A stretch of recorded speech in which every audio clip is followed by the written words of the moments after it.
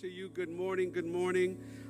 We know that you all could have spent your Sunday anywhere and doing anything, but you wanted to come here. And for that, we say thank you, and again, thank you.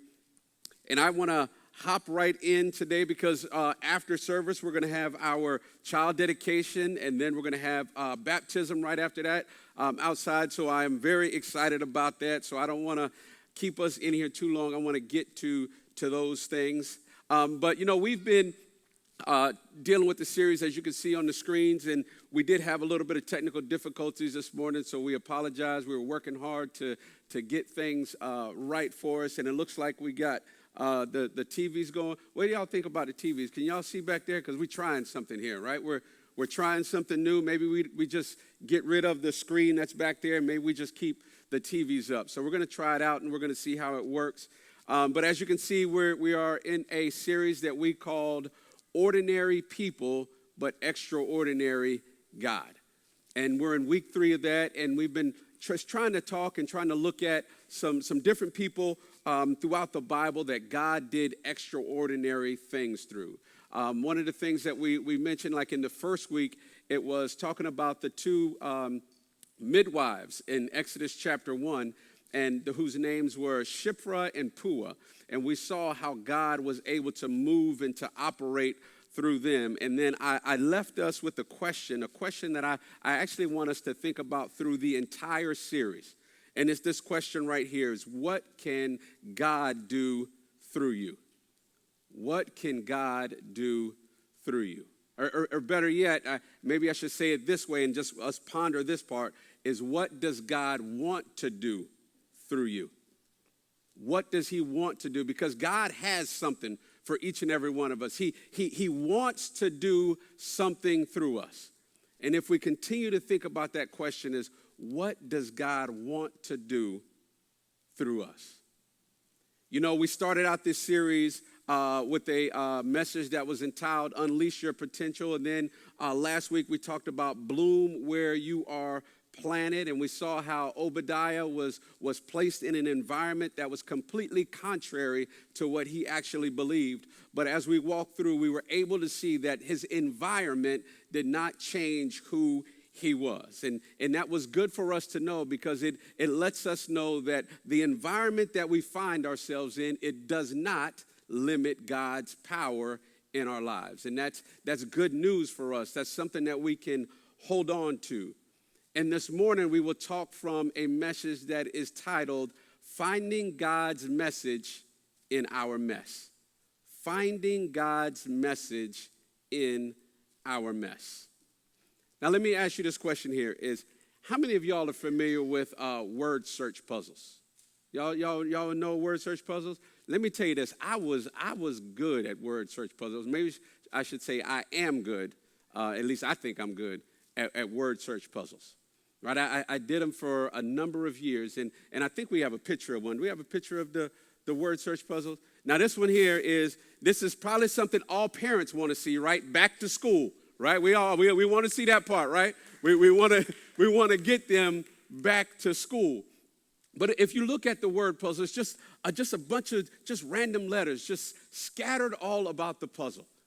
You know, you look at it and you can't read it, right? You look at it as just a bunch of jumbled words that are up there, and it's like, okay, what does all of this mean? It looks like a big mess.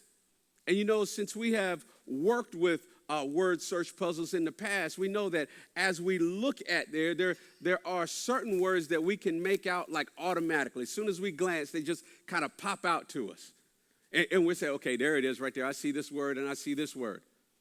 But otherwise, what we have to do is we have to really search to find words in here. And sometimes we get them and sometimes we don't. So if the word science here, we have to find and we have to search for it. And when we find them, we're happy. We say we got it. Because most of the word search puzzles, they're kind of built on a theme. Like this one is the back to school theme. And what the back to school theme does is it kind of helps us focus. So if I'm thinking back to school, then there's no reason for me to be thinking about a swimming pool, right? So I shouldn't be looking for a swimming pool when it comes talking about going back to school. Look at me rhyming. Maybe I'm dropping bars up here. What's up? Dropping bars, right? But when you think about that, right? So it kind of focuses your attention on what it is that you should be looking for. But then there are other word search puzzles that are kind of complicated. Kind of like our lives, too. Our lives can be kind of complicated. Like throw the next one up here. Now, if you can see this, it says chemical elements word search. Chemical elements word search. I wasn't very good at science. So when we start talking about chemical elements, I'm already struggling. I just got to figure out what in the world are we talking about here, right? And thankfully, they have the words down here at the bottom that I should be looking for to kind of clue me in, but I still don't understand it. And you see that there's a lot more letters on here. It's a lot more complicated. It looks a lot more messy. I got to spend a little bit more time to try to figure things out. And that's how our lives are. Complicated. They get messy. And we're trying to figure things out, trying to put all of these things together. It's like, where in the world? I don't even know how to pronounce it. Technetium. I don't even know how to pronounce it. But it follows that chemical elements theme. So for us in our lives, we know that as Christians, as believers, that our ultimate goal is to worship God and glorify God. Right? So if our lives were a word search puzzle, I at least know, okay, the things that I should be looking for in my life, the things that I should be looking for around me have something to do with glorifying God and worshiping Him. You see, so as I'm living my lives, there are certain things that, just like in a word search puzzle, kind of automatically jump out to me. Right? If I look down at my life, okay, I see prayer. Prayer, yeah, I can find that. That's easy. I look at it and it's right there. Right? I look at it and there's Bible right there. Right? I look at it and I see love right there. I see those things. They immediately come to mind and I can see them. And I understand how it fits into the purpose for my life. But then there are certain things that are on the bottom here that it's like pain. It's like unexpected death. It's like bankruptcy. It's like storm. It's like chaos. And I'm like, what do these words have to do with me worshiping and glorifying God? How do they fit into my life's plan? If I'm supposed to glorify God and do all these, how is this fitting? How does this make sense to me? What is going on? I struggle to take all of these words that I'm finding, all of these events that are going on in my life. I'm struggling to get all these things to work together so that I can have some kind of understanding. And I find myself asking, what does this mean? What's the message in everything that's going on in my life? Is there a meaning to this mess that is called my life? But let me tell you this. There is always a message in our mess. It's just up to us to find it.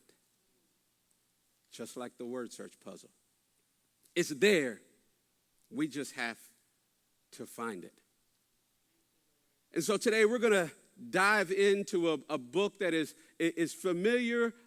People I know have heard it. We read it and everything else in the past. And we're going to dive right in here. But before I do that, I kind of want to set up the context of what is happening before we actually begin to read Scripture. So the book that we're going to be in today is Ruth. And there is a man in the beginning of Ruth, and his name is Elimelech.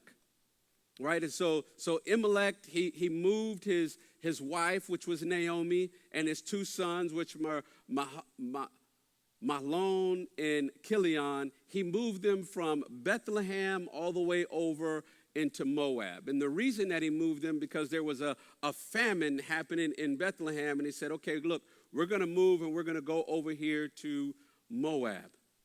Well, while they were over there, Elimelech dies, leaving Naomi with her 2 sons. And then her 2 sons end up marrying Moabite women. One was Orpah, and the other one was Ruth. And then about 10 years later, her 2 sons died. And now you have Naomi, you have Orpah, and you have Ruth. So Naomi said, you know what? There is nothing else over here in Moab for me. I'm ready to go back over to Bethlehem. I'm going back to where I grew up. So she decided to leave and to return. But before she left, she had a conversation with Orpah and with Ruth. And this is what she said. I know that we have been together. We have experienced some great times, and we've also experienced some very low times. But there is no longer nothing left for me here. So I am going back to Bethlehem. And what I want for you two is I want you two to stay right here in Moab. You have your family here. You'll be able to get married again. You'll be able to have kids, and you'll be able to have a great life. You guys owe me nothing. And so right after that initial conversation, everybody cried and they hugged and everything. And they said, okay, no, we're not going. And then now we're going to jump into Ruth chapter 1 and verse 14. And it says this, and again they wept together. Orpah kissed her mother-in-law goodbye. Now see, Orpah did what was expected. She did what was rational. She did what was maybe sensible and practical. She did what most people would do. She stayed in Moab and went back to her family. Now listen, no shade from me. No shade at all, right? But listen to what Ruth did. It says, but Ruth clung tightly to Naomi. She held her tight. And now this is where we begin to find how to find God's message in our mess. And the very first one is we need to choose the path, not the road. Choose the path and not the road. Do we have a picture of the path? Do we have that picture? Yes, right here. And you see, I say choose the path, right? If you know a path, I got a path right here. It's not very big. And when we have a path, it means it's not traveled by a lot of people at one time. So a lot of people don't go this way, right? It's something small that has to be recognized. But if we have a road, that's where everybody gets on. Everybody knows that's where most people are going to do. But we need to, just like Ruth did, we need to choose the path instead of the road. In verse 15, it says this. Look, Naomi said to her, your sister-in-law has gone back to her people and to her gods. You should do the same. But Ruth replied, don't ask me to leave you and turn back. Wherever you go, I will go. Wherever you live, I will live. Your people will be my people, and your God will be my God. Wherever you die, I will die, and there I will be buried. May the Lord punish me severely if I allow anything but death to separate us. In verse 18, it says, when Naomi saw that Ruth was determined to go with her, she said nothing more. She made the tough choice. She abandoned the known for the unknown. And her decision wasn't based on familiarity. It wasn't based on how comfortable she was right there. And it was not an easy decision for her to make. But she made her decision based on faith. Faith in the God that undoubtedly she heard about, that she saw, that she discovered, that she experienced living with Naomi. Because maybe I didn't say this in the beginning, but Moab was not a godly place. They worshiped a god called Chemosh. That's who they worship, a pagan god. So all her upbringing was not worshiping the God that you and I know. It was worshiping a false God. But there was something that happened that she saw, that she witnessed, that she experienced, that caused her to say, you know what? Your God will be my God. But what I found interesting was that she discovered this in pain, through tragedy, through broken lives. But through it all, Ruth was able to see enough of God's love, that she was able to see enough of God's goodness to know that the God that I was serving, that's not the right God. The God that Naomi has shown me, that Naomi has talked about, that I have now experienced, that is the one true God. So she left Moab. She left the false gods behind, the God of her childhood. She left the comfort of her family and friends, and she decided to go to a land that she had never stepped foot in, a land that only person that she would know would be Naomi. She felt comfortable enough to say, look, I am going to leave what I am doing, and I am going to go with her. That's choosing the path and not the road. But let me tell you what I see, right? We're reading the Bible as participants now and not just spectators. Like we are in it. And here's what I saw is we can't stay here and follow God. We can't stay in Moab and follow God. You see, if we stay in Moab, this is where God was. If we go to where God is trying to take us, where he wants to take us, then we will go to Bethlehem, where God will be. So the question for us is will we go back to the old and to the familiar, or will we follow truth? Will we make sacrifices? Will we take faith risks and follow God? You see, choosing the familiar brings familiar results. When we choose familiar, we get familiar results. So question, do you want what you have, Moab, or do you want what God has for you in Bethlehem? You see, Ruth was in a somewhat hopeless situation. That's what she was facing.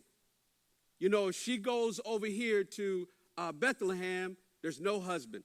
There's no prospect of a husband. Because Naomi said, look, I'm old. I am not going to have any more kids. And even if I did have kids, by the time that they were old enough to marry, you might be gone and dead, right? So no prospect of kids for her. There were no children. She had no family. She had no money and no way to make money going to the other place. And so the thing for us to take from this is that even the feeling of hopelessness can be the doorway to new opportunities and fresh starts when God is at work. Yeah.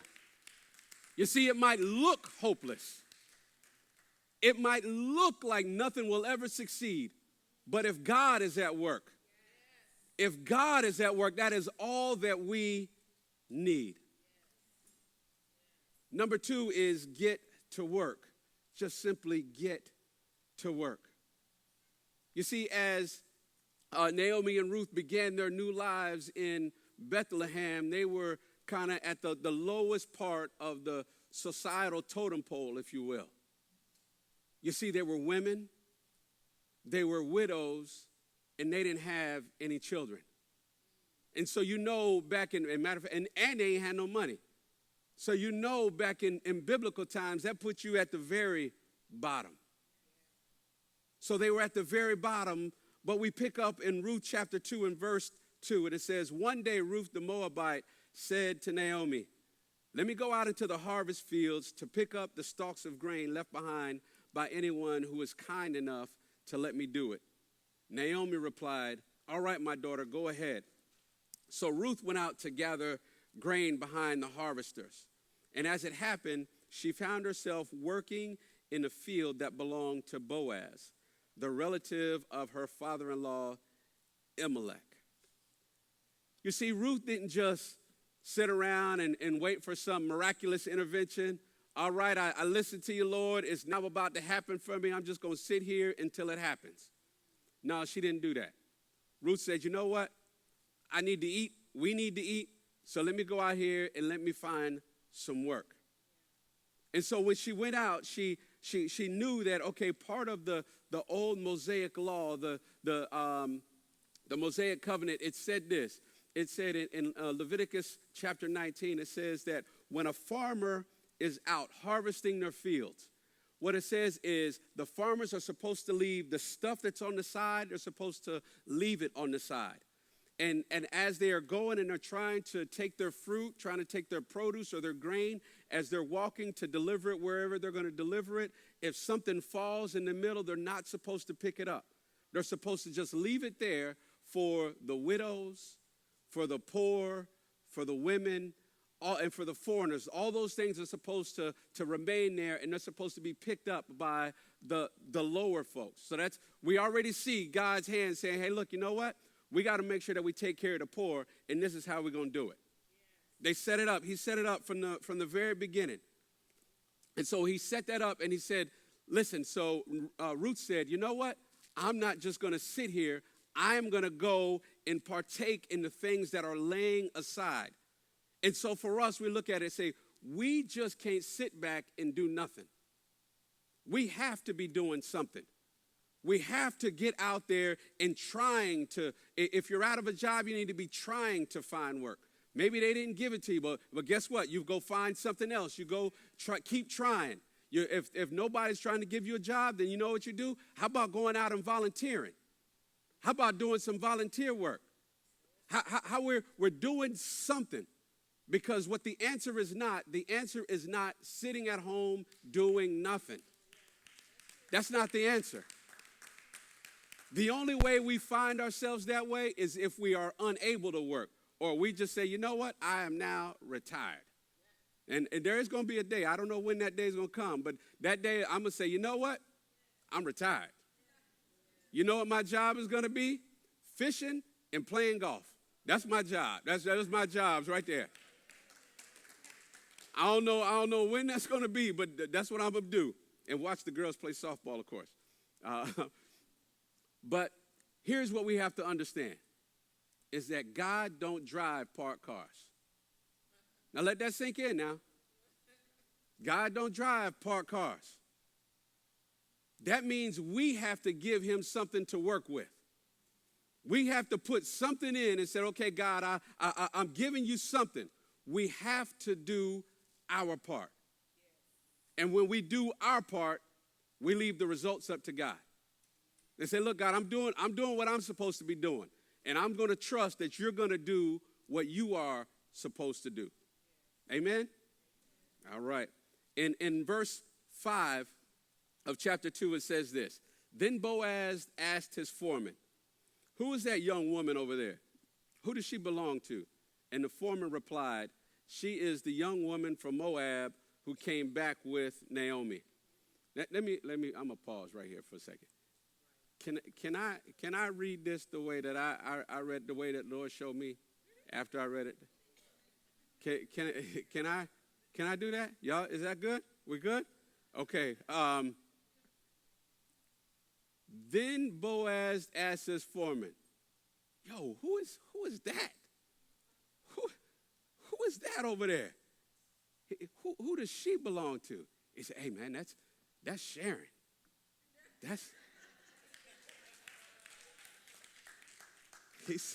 He said, that's Sharon. And she been out here doing her thing. You know, she said, hey, how can we, where can I work? You know, can I do this? And matter of fact, she hadn't even taken a break. She just been going at it. She is on it. Right? That's how I read it now. That's how I read it. Guys, you can put your wife's name in there, but that's how I read it. Right, but no, for real. But look at verse 7. It says, she asked me this morning if she could gather grain behind the harvester. She has been hard at work ever since, except for a few minutes rest in the shelter. In verse 8, it says, Boaz went over and said to Ruth, listen, my daughter, stay right here with us when you gather grain. Don't go to any other fields. Stay right behind the young women working in my field. See which part of the field they are harvesting, and then follow them. I have warned the young men not to treat you roughly. And when you are thirsty, help yourself to the water they have drawn from the well. Ruth got busy. She got to work. She put her hands to the plow and said, I ain't looking at anything else. Let me just go about here. Let me gather this grain and this food. So here's the point for us. It's not about what we do, but it's how we do it. Are we really working? Are our hands really to the plow? You see, Ruth did it humbly and she did it faithfully, which reminded me of the scripture here in Colossians 3:23. Whatever you do, work at it with all your heart as working for the Lord, not for human masters. Boy, I fall guilty of this sometimes.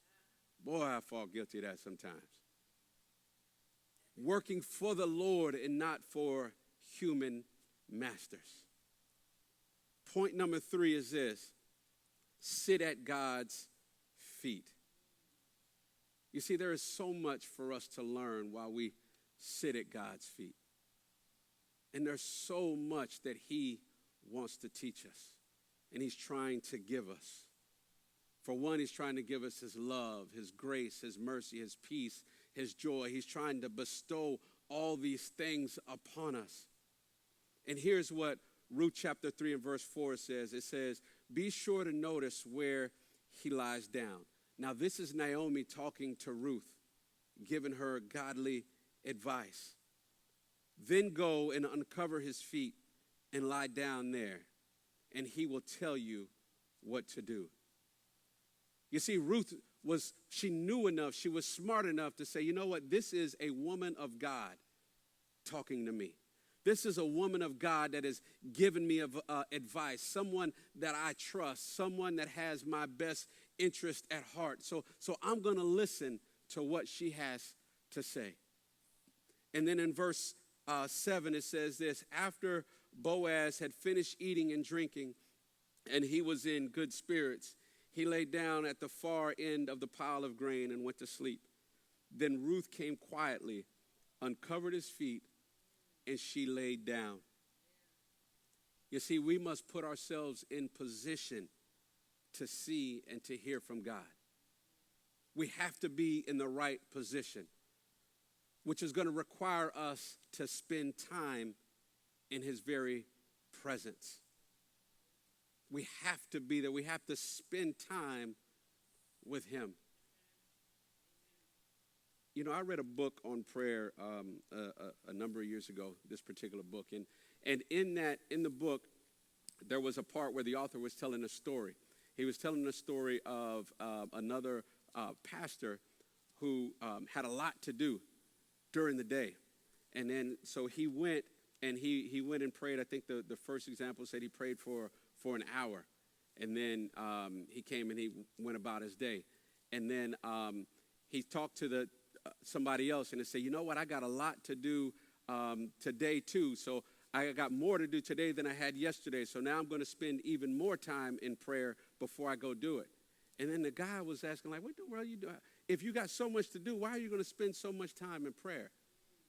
It's because the information, the guidance, and the direction that he got from God allowed him to be able to complete the task that he had at hand.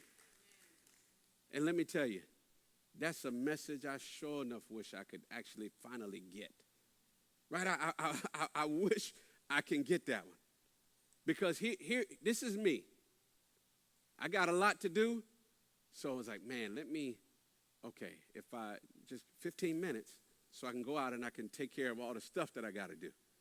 Right? That's where I keep falling back to. It's like, okay, I'm good for a little bit, And then I'm like, man, I just got so much to do today. Okay, just a little bit, God, and I'll get back to you later. Let me go handle all this stuff. Now, this is just me now. I'm just telling on myself. I like to be transparent, right? That's how I do sometimes. But I want to learn this lesson forever, that it's always there. The amount of things that I have to do, if I got a lot, that means I should spend a lot of time in prayer so that I can get what God is trying to tell me. Because here's a point that I need me. Lord, thank you for giving it to me. Now let me put it into action here. Let me put it into action. Let me understand this. It's our time in God's presence is never wasted. It's never wasted. He always does the right thing when we spend the time in there, because being in God's presence is what we need. God will be the one that will redeem the time for us. He will give us the guidance and the direction that we need to complete whatever tasks are at hand for us. So we have to make sure that we sit at God's feet. You know, something that Ruth did is she chose to live a righteous life before God and before his people. You see, her heart was right. Her motives were right. There was no selfishness for Ruth. There was no selfishness in her behavior. She said, look, your God was going to be my God. Wherever you go, I go. She didn't say, no, Naomi, you follow me. You begin to start worshiping Chemosh and everything else. You're going to live right over here with me. She didn't say any of that. She said, you know what, Naomi? Whatever you do, I am following your lead. Even in her desire to marry Boaz, you know what that was for? So that she can bring dignity, so that she can bring honor, so that she can bring redemption to Naomi's family. It wasn't for her. It was for Naomi's family. And then you wonder, so well, how can this be? If she's going to marry him, how does all that work? Okay, well, let me tell you how it works. Okay, so in the Old Testament, there was something called a kinsman redeemer, right? So Naomi was the matriarch. And since she no longer had a husband, she no longer had any children, and Ruth hadn't had any grandchildren, so the inheritance couldn't transfer to her. There was a rule that says the next closest relative was the one that was able to redeem that entire family by having a baby with either the woman or a female child or whatever. That was the way that it was supposed to happen. And so in this particular story, there was one person in between Naomi and Boaz. And so what Boaz did is he said, hey, look, let me go talk to that person first, the one that's ahead of me in line. I'm going to talk to him, and I'm going to ask him, does he want to marry you or what? And if he doesn't want to marry you, I'm going to marry you. And let me jump back in to Ruth chapter 3, verse 18. And it says, then Naomi said to her, just be patient, my daughter, until we hear what happens. The man won't rest until he has settled things today. Meaning Boaz was now going to go talk to that guy. And all I need you to do right now, Ruth, is just rest. Just rest. Meaning we're going to allow God now go to work on the other people. You see, there's going to come a time in our lives where we just must wait patiently for the Lord. That's not a time for us to try to hop in here or do anything else. That's a time for us to wait on God. Here's what Psalms 27 and verse 14 says. It says, wait for the Lord, be strong and take heart, and wait for the Lord. So what do we do in the waiting? Well, we don't become lazy. We don't try to manipulate people. We don't try to manipulate situations so that they're going to work out for us. Say, look, God been taking a little bit too long. I need to help him a little bit. So this is what I'm going to do. I'm going to go and try to do this. Y'all ever tried to help God out before? Yeah, it didn't go so well for me. I don't know how y'all did with it, but it didn't go well for me. Right? So we're going to sit and we're going to wait on the Lord. We're going to keep doing what we were doing, and then we're going to allow God to do what he does. And this, if God was speaking to us in this situation, he would tell us this: you keep being you, and you let me keep being God. Right? You do you, and let me be me. I got it from here. I got it from here. I just need you to rest. And the last one right here is we trace God's hand and heart, and then we celebrate. You see, we look back over our lives to see what God has done. But we don't look back at all the single and separate events. Like they're kind of pieces of string. We don't do that. We don't look at it like it's a piece of string that belongs in a tapestry. I don't know if y'all know what a tapestry is, but let me kind of explain it. It's a work of art, and it's normally like a picture of something or some kind of design. And what they do is they take individual strings and they're hand woven in there, and they make it and they blend everything together. You see, but when we look back over time, what we'll see is we'll see God's hand moving, and we'll begin to see how God is weaving different strings, meaning the events in our lives all together to make a picture. You see, but there will be times where we look back and we're not able to see God's hands. Like in those heartbreaking moments that we've experienced. Like in the job losses that we may have had. The unexpected deaths when we just look at something in our lives and say, you know what, I just don't understand this. Or when we look back in our lives and our lives look like a big giant mess. Kind of like, we got this picture? Like that.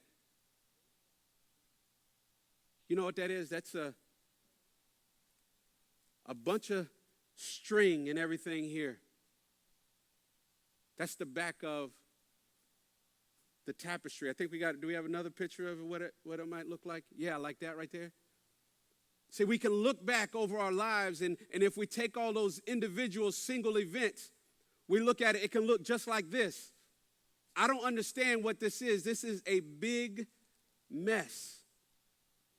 And when we see something like this, we have to trust his heart. I can't see you in this, God. It just looks like a mess in my life. I can't see you. Where is your hand, God? I don't see it. But God, I'm going to trust your heart. In Ruth chapter 4 and verse 13, it says this: so Boaz took Ruth into his home, and she became his wife. When he slept with her, the Lord enabled her to become pregnant, and she gave birth to a son. In verse 17, it says, the neighbor women said, now at last Naomi has a son again, and they named him Obed. He became the father of Jesse and the grandfather of David. You see, this is the genealogy of Jesus Christ, the most important man to ever walk the face of the earth. You see, all through that mess, all through that heartache, that heartache, that pain, that leaving the familiar to go with the unfamiliar had led to this. But I know it wasn't easy for Naomi or for Ruth not to focus on the single events that took place in their lives. I know that was hard. I lose my husband. And then I lose not one son, but I lose two sons. And now I have nobody to redeem me. I don't have anything in here. I'm now broke, destitute. I'm by myself. I know that wasn't easy. She might have asked God, where is your hand when I had to go back to Bethlehem with nothing? Where is your hand in that, God? Or Ruth might be saying, hey, look, God, where's your hand? I'm out here sweating and all alongside these things, picking all this stuff up. I didn't have to do that when I was back in Moab. Why am I having to do that now? You see, it's not always easy to trace God's hands in our messy lives. But trust me, God is there. We might not be able to see it, but God is there. We just need to trust his heart. So let me tell you what God's message was to Ruth, the mess of her life. You see, God led her to Bethlehem. God led her to gleaning in the fields. And not just anybody's fields. There were many fields. That's why he told her, don't go to those other fields. You stay here to Boaz's field. God allowed Boaz to show up while Ruth was there. I don't know what the timing of that looks like. I don't know if she had been there 1 hour or she'd been there 6 hours. But whatever it was, Boaz still showed up to see her. Boaz showed favor to Ruth. Now, don't go nowhere else. Stay right here. I already talked to these people. Now they're going to hook you up. You just stay right behind them. They got you. You ain't got to worry about nobody messing with you. I didn't talk to them. The favor of God was there. Then Boaz said, you know what? I got it. I'm going to marry you. If he don't want to do it, I'm going to do it. I'm there for you. And then they had a son who was in the lineage of Jesus Christ. Here's God's message to us. He's there with us. He sees us. He cares for us. He's sustaining us. He loves us. He provides for us. And he is working through us. You see, as we trace God's hand and his heart in our lives, we're able to see the full picture of the tapestry. Do we have the other picture? Yes. The beauty. The beauty. You see, if we only look at the backside, we see the mess. But if we trace his hand and his heart, not at single events, but as we look back over our lives, we see the full picture of what God is doing in our lives. He's working it for our good. And let me close with this scripture here. It's in Philippians 1 and 6, and you can begin to play the music. Philippians 1 and 6. Being confident of this, that he who began a good work in you will carry it on until the completion, until the day of Jesus Christ. You see, well, how do I know that God has began a good work in me? How do I even begin to know that part? Well, the way that you can know that part is if you are still breathing, he has began a good work in you. It means that he is not done with you yet. I don't know everything that you've experienced. I don't know everything that you're going through. I don't know none of that. I don't know what that mess looks like in your life. But there is a message. God has a message for you in that mess. We just have to choose the path and not the road. We have to sit at his feet. We have to get to work, and we have to trace his hand and also trace his heart. God has a message just for you.